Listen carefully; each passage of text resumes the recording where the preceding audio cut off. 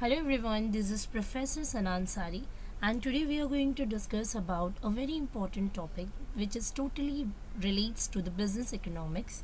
So in this video friends, we will be discuss about the meaning part of business economics and as well as we'll be discussing about nature and scope of business economics. This is a totally CA and CS foundation economics topic here. Friends, in our previous video, I have already discussed with you about the meaning and introduction part of economics. इससे पहले के video में हम लोगों ने learn किया था कि इकोनॉमिक्स का मीनिंग क्या होता है, इसका जो इंट्रोडक्शन पार्ट होता है हम लोगों ने ऑलरेडी लर्न कर लिया है हमारे प्रीवियस वीडियो में. If you want to watch that video too, so I am going to share the link on my description box, सो आप वहाँ से इसे चेक कर सकते हैं. सो फ्रेंड्स, आज के इस वीडियो में सबसे पहले हमें लर्न करना है कि बिजनेस इकोनॉमिक्स कहते किसे हैं एंड फिर उसके बाद हम इसका छोटा सा एक मीनिंग एंड डेफिनेशन वाला पार्ट कवर अप करेंगे. Then will proceed to the next question, that is a very important question of business economics, that is nature and feature, or we can say characteristics of business economics, and as well as we'll learn about the scope of business economics here. So let's start our topic today. So friends, so first of all मैं आपको एक चीज़ बता देती हूँ कि हम कौन कौन से टॉपिक्स कवर करेंगे. So as it is right now मैंने कहा मीनिंग, देन मीनिंग के बाद होगा आपका scope which includes micro and macro economics, and after the scope will be discussed about the nature and you can say features and characteristics of business economics, and then will be discussed about a short or a very simple, I can say, basic economics problems too. So here I'm going to start this question here. So friends, as you can see on the screen, यहाँ पर सबसे पहले हमें learn करना है meaning of business economics. कल के हमारे प्रीवियस वीडियो में हमने लर्न किया था कि business is nothing but how the people are utilizing their limited resources and the scarce resources to satisfy the unlimited and infinite wants of the people in the society. As well as we have already discussed about the origin of the economics, that economics is the word that is derived from the Greek word that is oikonomia, and oikonomia का मतलब होता है household activities. So friends, ये सारा topic हम लोगों ने already cover किया है हमारे प्रीवियस वीडियो में. सो आज के इस वीडियो में हम लर्न करेंगे business of meaning of business economics. Business economics होता क्या? इकोनॉमिक्स हम लोगों ने ऑलरेडी लर्न कर लिया है, but what about the business? So business economics is nothing but whenever we are applying the economics in a practical form is nothing but the business economics. इसका मतलब ये हुआ जहाँ पर हम इकोनॉमिक्स के टर्म को यानी कि स्केयर रिसोर्सेज को यूटिलाइज करते हैं इन अ सफिशिएंट वे जहाँ पर हम अनलिमिटेड वांट्स को सेटिस्फाई कर सकें. उसी के साथ साथ बिजनेस में होने वाली जो भी प्रैक्टिकल चीज़ या एक्टिविटीज़ होती है उसका और इकोनॉमिक्स का mixture is nothing but the business economics. As we can take one example here. जैसे कि समझिए कि मेरा कोई प्रोडक्शन हाउस है एंड मुझे कुछ रिसोर्सेज रिक्वायर्ड होते हैं. So first of all I required the capital and the second one is man power. I required funds चाहिए होता है मुझे अगर कुछ भी ख़रीदना है या कुछ स्टोर करने के लिए मेरे प्रोडक्शन हाउस में रॉ मटेरियल परचेज़ करने के लिए. और सेकेंड चीज़ होता है मेरा मैन पावर, मतलब रॉ मटेरियल को कन्वर्ट करना किया जाता है into the finish goods in the production house. So इस प्रोसेस को परफॉर्म करने के लिए we required a man power. So man power और ये सारी चीज़ों को मैं किस तरीके से effectively, see I am doing production activity, it's just a part of my business activity. लेकिन बिजनेस में I am using economics to, like I need to be utilize a limited number of manpower, or I can say limited resources, and I need to be optimum utilization of those limited resources to satisfy unlimited and infinite wants of the people in the society. So it means I'm here using the mixture of business and as well as the economics. So it is nothing but business economics. So friends, as you can see on the screen, आप यहाँ पर देख सकते हो, business economics may be defined as use of economic analysis to make business decisions involving the best use of an organization is scarce resources. See, so अभी जो भी मैंने read किया, it is as usual what I am discussed with you earlier. जैसे कि मैंने जो भी चीज़ें आपको बताई है वही चीज़ यहाँ पर आप देख पा रहे हो इसके मीनिंग पार्ट में कि हम किस तरीके से scarce resources of the organisation को यूज़ करते हैं to produce more. That is nothing but the business economics. So friends, we have completed the meaning part of the business economics. So here we are going to discuss about the nature of business economics. So first of all, nature पढ़ने से पहले थोड़ा सा scope देख लेते हैं. There is a two type of business economics, or we can say there is a two scope, and the nature of business economics is economics has been broadly divided into two major parts, that is microeconomics and the second one is macroeconomics. So friends, as you can see on the screen, two divided, first is microeconomics and the second one is macroeconomics. ठीक है, so हम already aware है about the micro and macroeconomics, so let's discuss it again. So as you can see on the screen, microeconomics होता क्या है? Micro, it is also word, a Greek word, that is micros, MIKROS, micros, which means small and the particular units.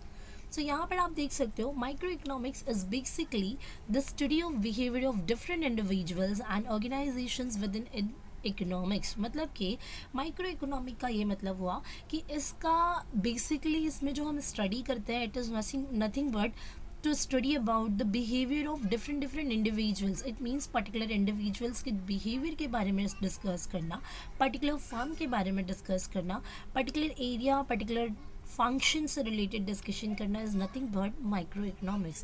It means I can say in the microeconomics we are doing a study about a small units and a particular section and the particular organization, particular firm, particular industry, etc. etc.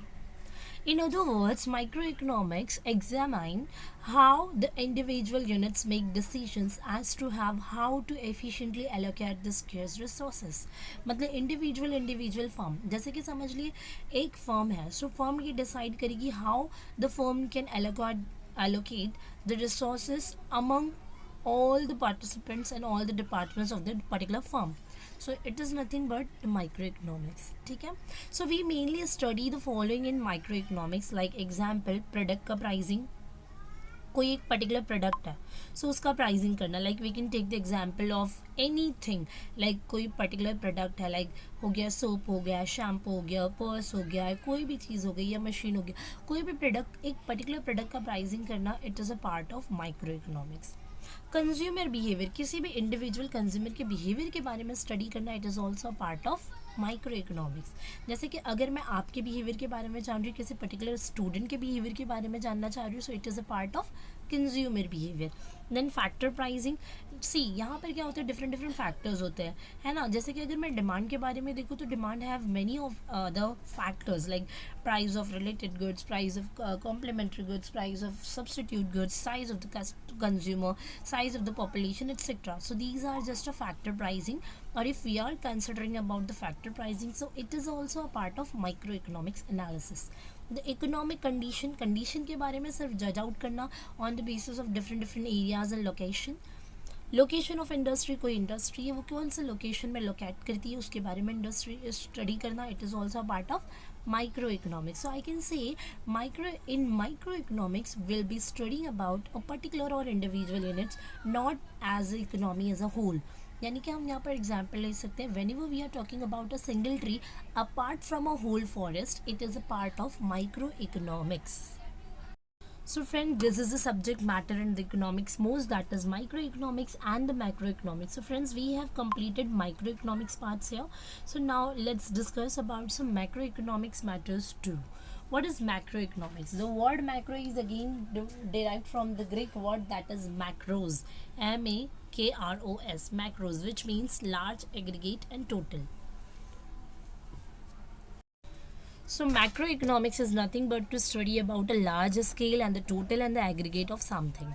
So as you can see on the screen, macroeconomics in contrast is the study of the overall economic phenomena for the economy as a whole rather than its individual parts. It means in the macroeconomics we are doing a study about economy as a whole rather than its individual parts. It means we are not talking about an individual thing or a particular thing, but we are doing a study about economy as a whole. As we can take the tree and forest for example here. So whenever we are talking about a whole forest rather than talking about a single tree, it is nothing but to study about a macroeconomics. So accordingly, in macroeconomics, we study the behavior of the large economic aggregates such as the overall level of output, overall employment, total consumption, total saving, total income, total expenditure, and export and imports too. So in the macroeconomics, we'll be discussing about each and everything at the aggregate and the total level. सो आपने जैसे कि देखा total output के बारे में बात करना, income के बारे में बात करना, कितना कंजम्पशन हुआ कंट्री में कितना सेविंग हो रहा है, कितना एक्सपेंडिचर हो रहा है, कितना इनकम जनरेट हो रहा है और कितना एक्सपोर्ट एंड इम्पोर्ट एक्टिविटी हो रही है. It is called as macro economic study. So few areas that comes under microeconomics, that is national income. Exactly, we are not talking about the individual's person income, but we are talking about a national income. That is why it is just a part of macroeconomics. General price level. General price level का मतलब होता है कि हमारी economy में जो एक price level चल रहा है इन्फ्लेशन के अकॉर्डिंगली या रेसेशन के अकॉर्डिंगली प्राइस लेवल अप जा रहा है या डाउन जा रहा है, is nothing but a micro economic study. अगर मैं किसी इंडिविजुअल प्रोडक्ट के प्राइस की बात करूंगी, so it will be considered in a micro economics, but if I am talking about a general price level, so it should be considered under the macro economics. Then we have balance of trade and balance of payment, जहाँ पर हम export and import को examine करते हैं. So इसे हम कहते हैं balance of trade and balance of payment. कितना कंट्री में पैसा आया और कितना कंट्री से पैसा गया. ट्रेड साइकिल में इन्फ्लेशन चल रहा है, रेसेशन चल रहा है, ये सारा भी स्टडी हम करते हैं मैक्रो इकोनॉमिक में. Then we have overall savings and investment as it is, जो मैंने पहले बताया. लेवल ऑफ एम्प्लॉयमेंट क्या है, इकोनॉमिक ग्रोथ रेट क्या चल रहा है, ये सारी चीज़ों को स्टडी करना, it is a part of macro economics. ठीक है. So these are the two most important subjects matters in the economics, that is micro and macroeconomics. So friends, we are going to start with a new topic, that is nature of business economics. आज अब हम यहाँ पे learn करने वाले हैं business economics के nature के अकॉर्डिंगली, इसके फीचर्स एंड कैरेक्टरिस्टिक्स क्या होते हैं. सो बेसिकली अगर आप स्क्रीन पे देख पा रहे हो, so first point is business economics is a science. Exactly, science क्या होता है? Science is nothing but to do something systematically or in a balanced way. It is nothing but a science. So business economics is also called as science because science हमें एक practical चीज़ें देता है, किसी भी चीज़ का एक्सपेरिमेंट देता है और उसी चीज़ को हम बिजनेस एक्टिविटीज़ में यूज़ करते हैं. That is why it is called as business economics is a science. Business economics को हम साइंस भी कहते हैं.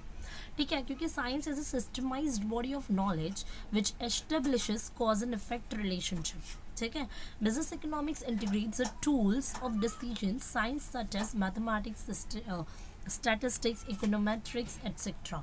तो ये सारी थियोरीज़ को स्टडी करते हुए बिजनेस इकोनॉमिक्स जो है अपने डिसीजंस लेता है. अगर बिजनेस इकोनॉमिक्स का पार्ट है, आप कोई भी बिजनेस चला रहे हो, सो वहाँ पर आप बिजनेस इकोनॉमिक्स को एज अ साइंस कंपेयर करते हुए डिसीजंस लेते हो. That is why business economics is also called as science. ठीक है, क्योंकि science is totally based on some experiments and some observations. So उसके accordingly business economics is also practical thing. ठीक है. सो दैट इज़ वाई अगर आप देखोगे ये एक पैरागमेटिक होता है, प्रैग्मेटिक थिंग होने की वजह से यहाँ पर business economics is also called है science. Then we have second point, that is it is based on micro economics. Yes, exactly.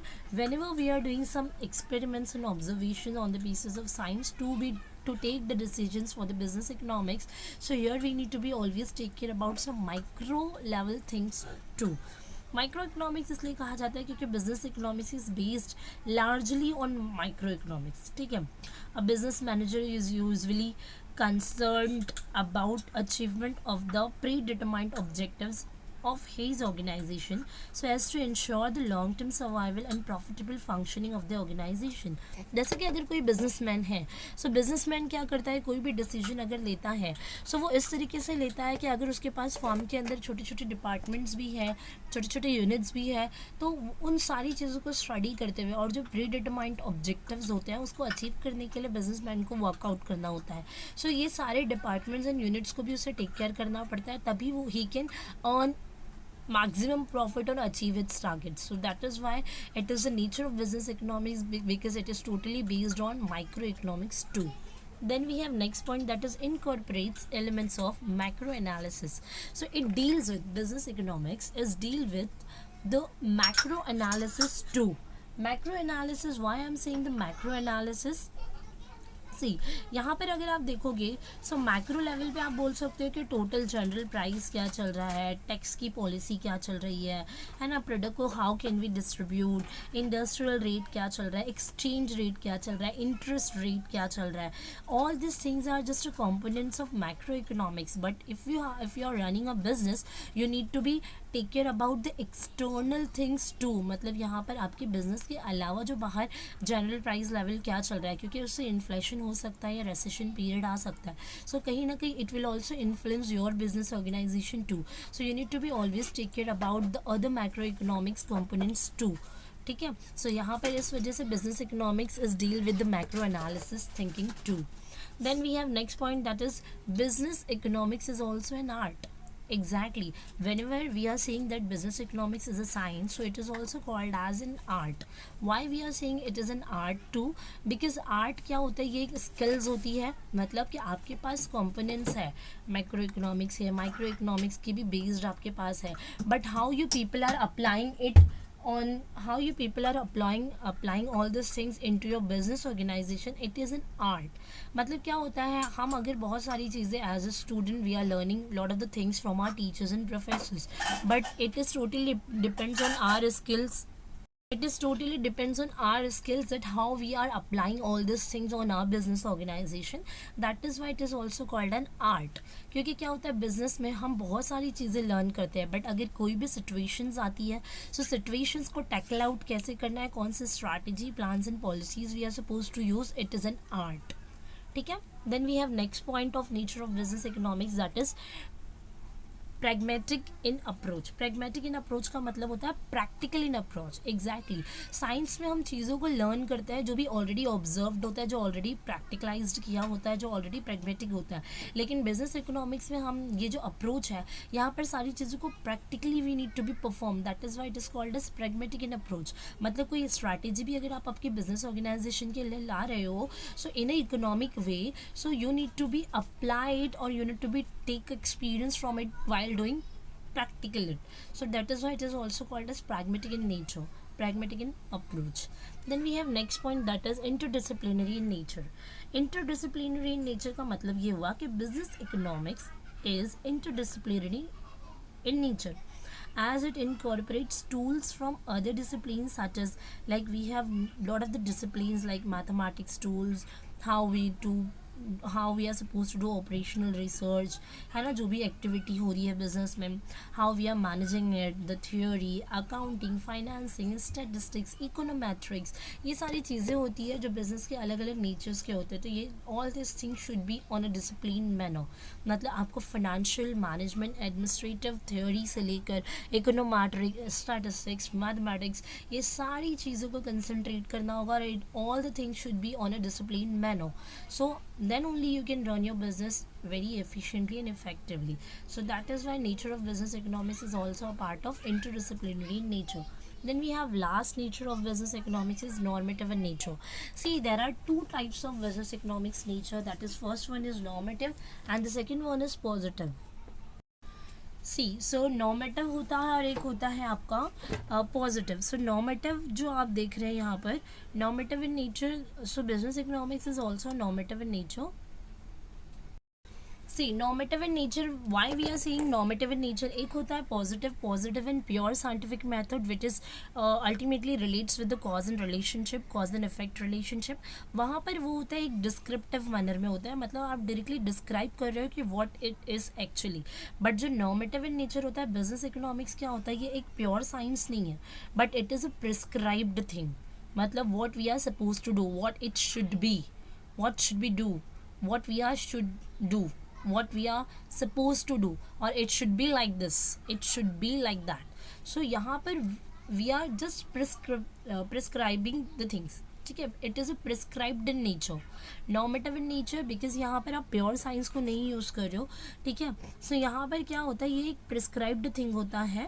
That is why it is called as normative. It means we are only just suggesting the things that what should be do for a particular course of action. under any circumstances. So that is why business economics is also called as normative in nature. मतलब यहाँ पर एक confirmation नहीं होती है, but we are supposed to do, we are thinking about what should we do. Okay, that is why it is called as normative in nature.